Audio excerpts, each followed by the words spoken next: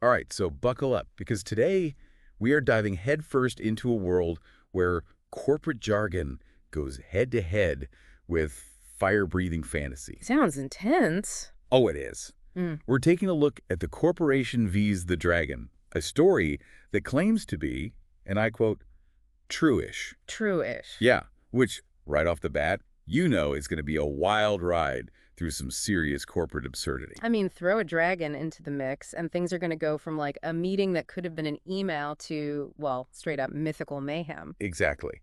And speaking of mayhem, did you catch that warning label at the beginning of the book? Oh, you mean the one that's like a health warning, but for your sanity? That's the one. Yeah, it's like, if you have never entered the halls of the corporation, consider yourself blessed.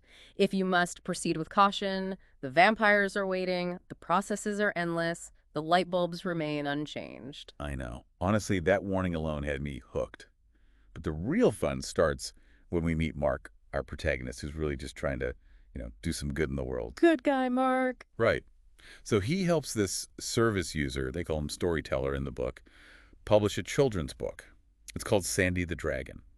A children's book. Yeah, it's all about kindness and friendship, like the kind of stuff that should warm even the coldest corporate heart, you would think. You'd think. Well, the corporation's heart seems to be made of, I don't know, red tape and spreadsheets or something, because they completely lose it. They freak out about a children's book. Oh, yeah. They deem the book, get this, a safeguarding issue, Yeah. which is, let's be honest, ridiculous. A safeguarding issue. I know, right? Yeah. Like, they've never encountered a friendly dragon before. Some serious paranoia going on there. Oh, absolutely. Yeah. The book even says it perfectly. Hold on, let me see if I can find the exact quote. Ah, here it is. The corporation had tried to silence a story, but stories don't die, and dragons don't poke them. Oh, that's good. The author's definitely having a little fun there. Oh, for sure. And they nail it with the humor. It's like they're winking at the reader, Yeah. Like, hey, we know this is crazy too. It's that sharp wit that really makes the book work, and it uses humor to highlight how absurd this whole corporate overreach is. Like, come on, suppressing a children's book about a friendly dragon. Exactly. And then they bring in their finance expert, Karen, to do finance things, I guess. Karen, the finance expert. Yeah, but trust me, she adds a whole new level of hilarity to this already ridiculous situation. Oh, how so? Because she is obsessed with the shapes of the numbers. The shapes. Yeah, the shapes. Like she's using numerology or something to make these big financial decisions. That's amazing. Well, it gets better. The book describes it perfectly. Karen pressed a button on her calculator. A round shape appeared. Nothing in the middle. Nothing. Karen's eyes flicked up to Mark. The likelihood of honesty. Nothing. The calculator had spoken. The calculator had spoken. I know, right? It's wild. So we've got a safeguarding issue and a number-obsessed finance expert. What else does this corporation have in store? Oh, just you wait. Let's talk about the CEO, because he's a character straight out of a Dilbert comic. Uh-oh. Yeah, this guy's utterly clueless about anything happening, like anything at all, on the ground level. And somehow, through a series of incredibly bad decisions, he manages to accidentally summon an actual dragon. Wait, what? He summoned a dragon? A real fire-breathing dragon. All because he was so determined to suppress this children's book. It's like a metaphor for how the tiniest actions of those in power can have these huge unintended consequences. I'm starting to see why this book is called True-ish. Right. And it just keeps getting better. So naturally, the corporation decides they need a solution. They've got this Mark problem and now a dragon problem. So what do they do? I can't even imagine. What do? They hire an enforcer. An enforcer. Yeah, basically their version of a hitman. But this isn't like your typical, hardened criminal type. So what's he like then? Well, let's just say he's probably more qualified to, I don't know, scoop ice cream than to actually intimidate anyone. An ice cream scooping hitman. It's even funnier than it sounds. I mean, the scene where he gets lost on his way to confront Mark and ends up falling into a bin at the zoo, pure comedy gold. No way. He falls into a bin. And then he gets befriended by monkeys. The book says he even used to be an ice cream man. And get this, it says he holds the world record for the slowest response to the question, how much wood would a woodchuck chuck if a woodchuck could chuck wood? Only this corporation could hire a guy like that. It's like the author took every stereotype of corporate incompetence and turned it up to 11. It's brilliant. So to recap, in just the first few chapters, we have a CEO who can summon dragons with his terrible decisions, an HR department that views friendly dragons as a threat to humanity, a finance expert who's more interested in the aesthetics of numbers than actual finances, and a hitman who, well, let's just say he wouldn't hurt a fly. And this is all before the dragon truly enters the picture. Wow, I can't wait to see what happens when that dragon really gets involved. Oh, trust me, you do not want to miss it. But before we dive into the absolute chaos that's coming next, let's just take a moment to appreciate the writing, the humor. It's sharp, the characters are wonderfully quirky, and the satire, it's so on point. It'll have you laughing and cringing at the same time because it's all just so relatable. It's like the author took everything we hate about corporate culture and, I don't know, weaponized it with humor. Exactly. You know, it's amazing how the author manages to take these scenarios that are so ridiculous and make them feel grounded in reality. Like, we've all been there, right? Those corporate buzzwords, the policies that make absolutely no sense. I mean, it's enough to make you want to scream. Oh, I've definitely been there, more times than I care to admit.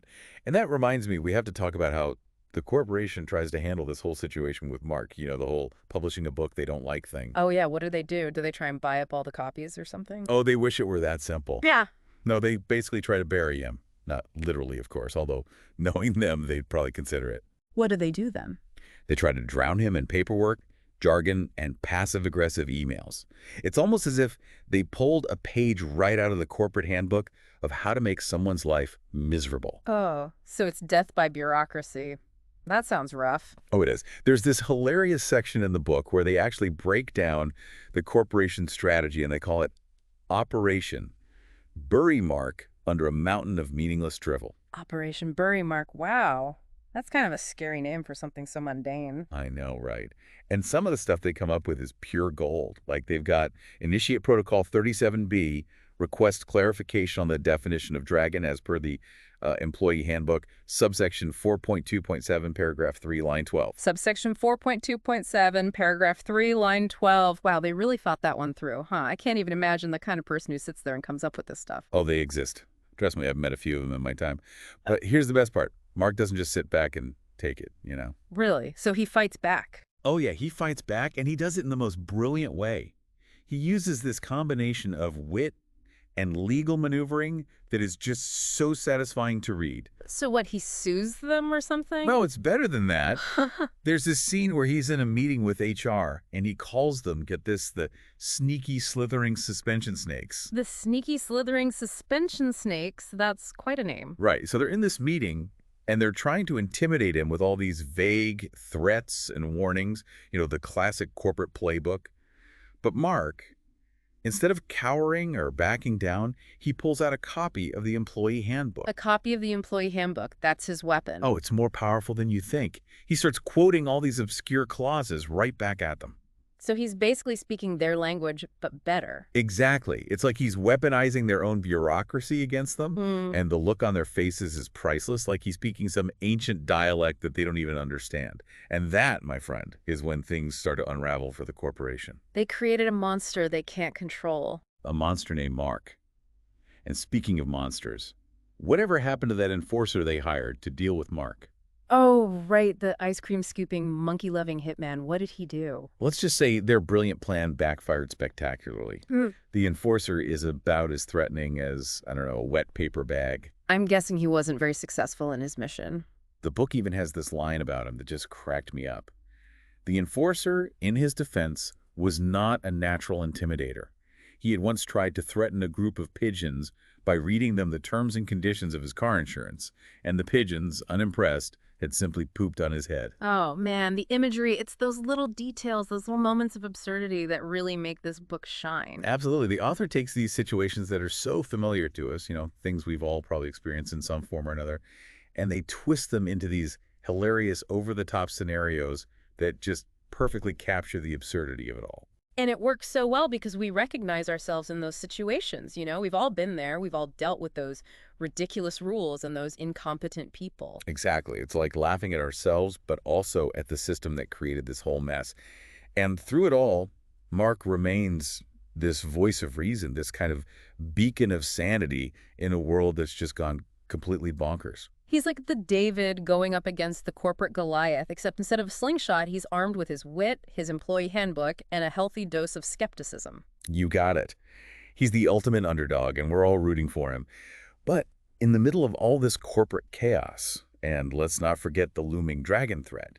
Did we forget about the dragon? Oh, that's right, the dragon. What's been going on with the dragon this whole time? Well, while the corporation is busy trying to bury Mark in a mountain of paperwork and sending their not-so-threatening enforcer after him, the actual real-life dragon they summoned is just, well, kind of hanging out. Just chilling. Pretty much. It's like he's watching this whole corporate circus unfold and just shaking his head, you know?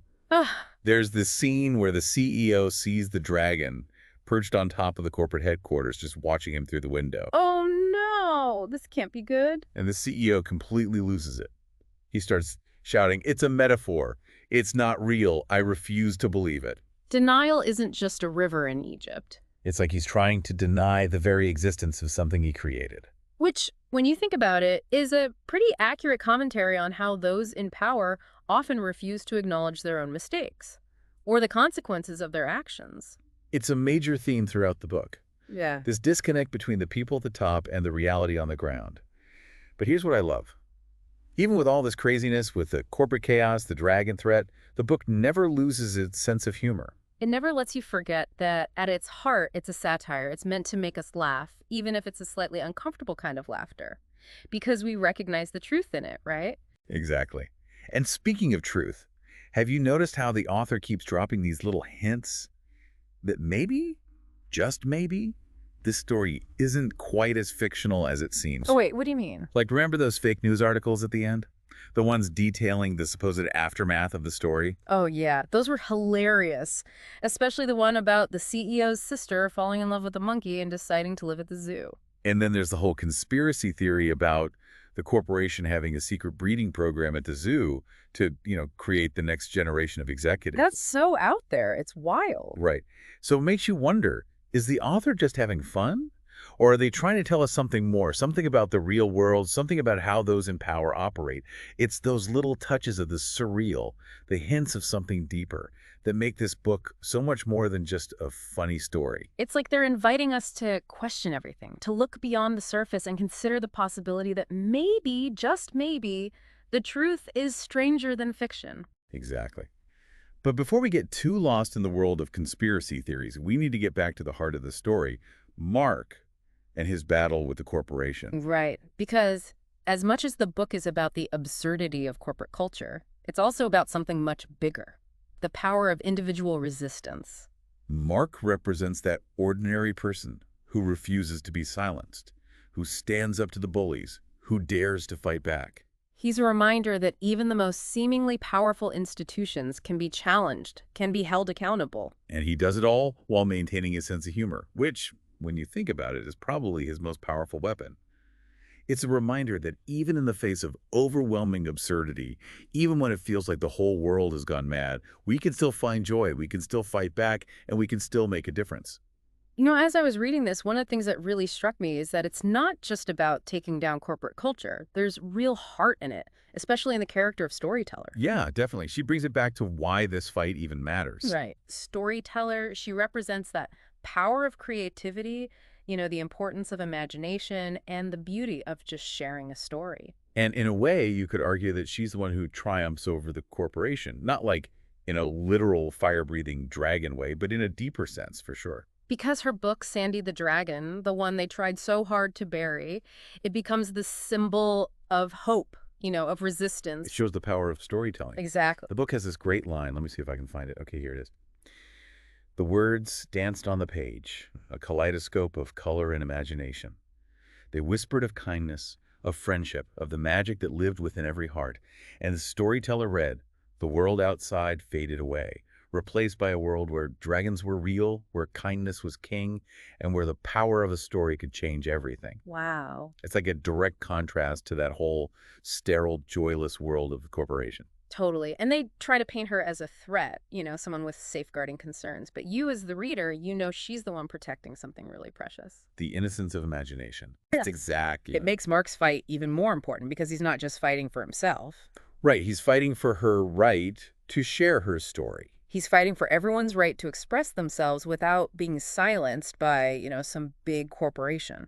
It makes you think about who else is out there fighting these battles we never hear about. Oh, for sure. And speaking of fighting battles, what about Reg, the trustee? He's constantly trying to inject some common sense into the corporation's, well, madness. Oh, yeah, good old Reg. He's surrounded by these, like, ridiculously incompetent people. But he keeps plugging away, trying to make sense of it all. The book describes him as, and this is perfect, a man perpetually caught between a sigh and a facepalm. That's Reg in a nutshell. And then, you won't believe this, there's this twist where we find out Reg was actually pushed off a bridge like 20 years ago and somehow ended up in the boardroom. Wait, what? Pushed off a bridge? Oh, and he's a gnome. A gnome. Hold on, I'm trying to wrap my head around this. I know. It's so absurd, so out of left field, but it just works. It's like, of course, Reg is a gnome who got pushed off a bridge and landed in the boardroom. Why wouldn't he be? Only in this book. Right. But honestly, he kind of represents everything that's wrong with the corporation, you know? He's a relic of the past, a symbol of their outdated thinking. But he's only become one of their most powerful figures. It's almost poetic, in a way. It's like the author is saying, hey, sometimes the people in charge are the ones who are most out of touch with reality. Which kind of brings us back to that central question, you know, the big one.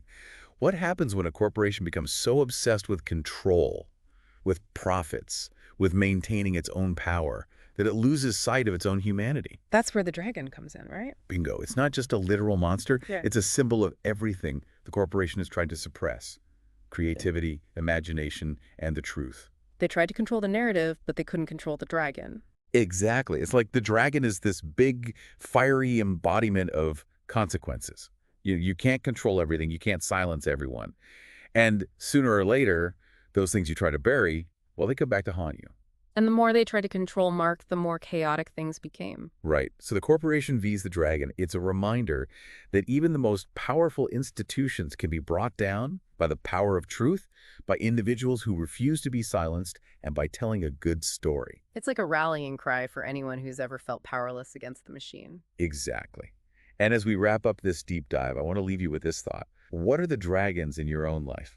You know, what are the systems that need challenging, the stories that need to be told? Because you don't have to fight a literal dragon to make a difference. Sometimes the most powerful acts of resistance start with a single voice, a spark of imagination, and a refusal to let the, as the book calls them, the smiling monsters win. Thanks for joining us on this deep dive. Until next time, keep questioning, keep laughing, and keep telling your stories.